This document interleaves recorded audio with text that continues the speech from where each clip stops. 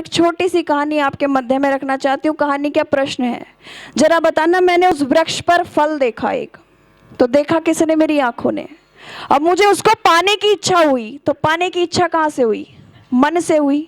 अब मैं उसको तोड़ने के लिए वहां तक चल कर गया, तो बोलो चल कर कैसे गया?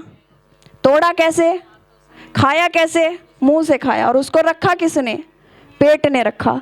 अब माली ने देखा या घर वालों ने देखा कि हमसे बिना पूछे हमारे पेड़ से फल भी तोड़ लिया, खा भी लिया। उसने उठाया डंडा और जड़ दिया पीठ पे, जिसका इस पूरे कार्यक्रम से कोई लेना देना नहीं था। पर निवेदन करना चाहूंगी, आंसू कहाँ से आए? आंखों से। और देखा किसने था? तो ये कहीं ना कहीं कर्मों का पूरा चक्र होता है। जो हम करते हैं वो हमें भुगतना पड़ता है, और हमें ही भुगतना पड़ता है। कई लोग होते हैं ना कि गंगा में नहा लो थोड़ी देर, या मंदिर पर कुछ चढ़ा दो, उससे हमारे पाप धुल जाएंगे। पर निवेदन कर दूं भाई, एक जो नारियल मंदिर पर चढ़ाया जाता है ना, वो बार बार घूमता है और वहीं चढ़ता है। मंदिर के बाहर बेचने वाले बैठे होते हैं, वहीं से उठाते हैं वहीं चढ़ा देते हैं।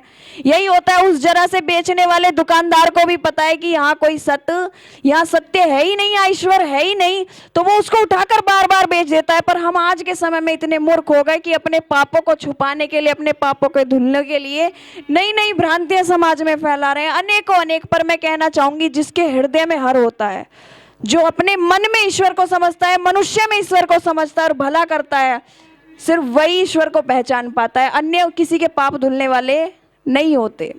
तो आइए कुछ पंक्तियां आपके मध्य में रखना चाहूंगी। तरेगा तो वो ही जिसके हृदय में हर है, तरेगा तो वो ही जिसके हृदय में हर है, तरेगा तो वो ही जिसके हृदय में हर है।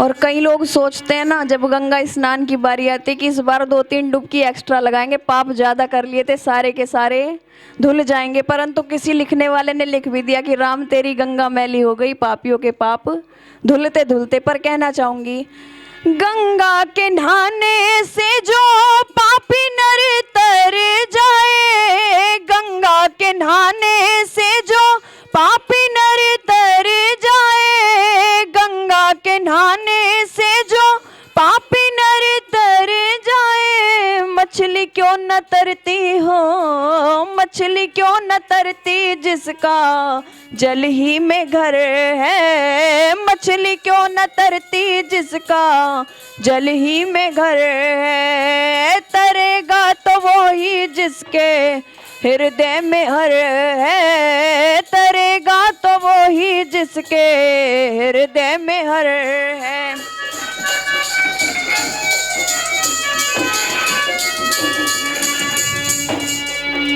और कुछ लोग सोचते हैं, आने वाली पंक्तियों पर जरा ध्यान देना, शंख के बजाने से जो पापी नर तर जाए, शंख के बजाने से जो पापी नर तर जाए, गधा क्यों न तरता, गधा क्यों न तरता जिसका शंख ही सस्वर है, गधा क्यों न तरता जिसका शंख ही सस्वर है, तरेगा तो वो ही जिसके हृदय में हर है, तरेगा तो वो ही हृदय में हर है, तरेगा तो वो ही जिसके हृदय में हर है।